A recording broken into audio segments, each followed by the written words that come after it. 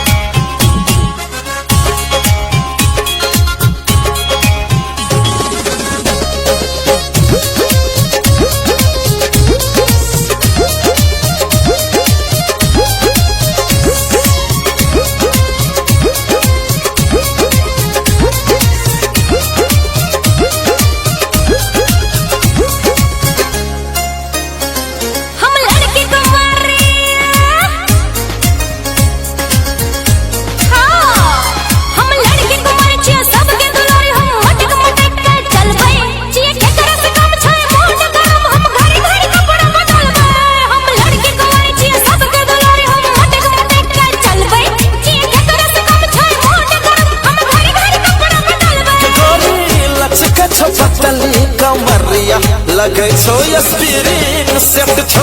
गोरी लचक छो पतली कमरिया लगे छो स्प्रिंग सेट छो चल हट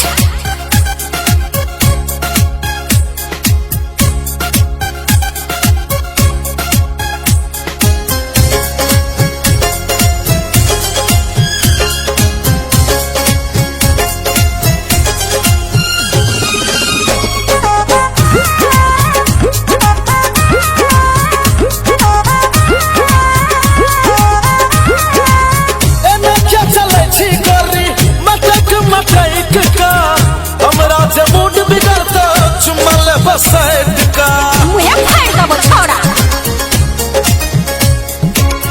एना के चले छी गोरी मटक मटक का हमरा जे मूड बिगड़ता चुमल बसैत का सिरहा का नाम न लिहा सुनसर सबैच का समतर कठौरा सबसा रहिहा गहट का नचला जो शरम नहीं बात में दम जे मन है कैसे करबै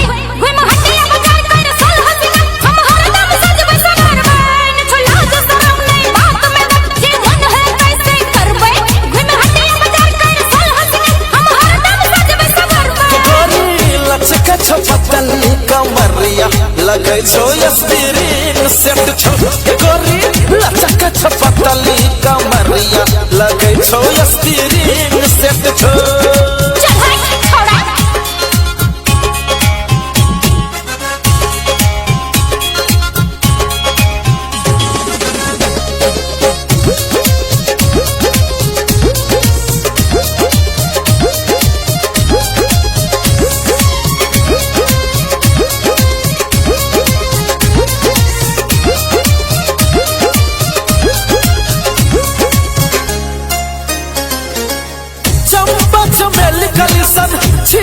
मशीन के जवानी बचा के चल तू नया छो मशीन के बेचारा चंपा चमेल कलिसन छीटा मशीन के जवानी बचा के चल तू नया छो मशीन के ताजमहल के रानी तू छी मुमताज के अच्छा सुन सुन कहो सुनै छै तोहर आवाज के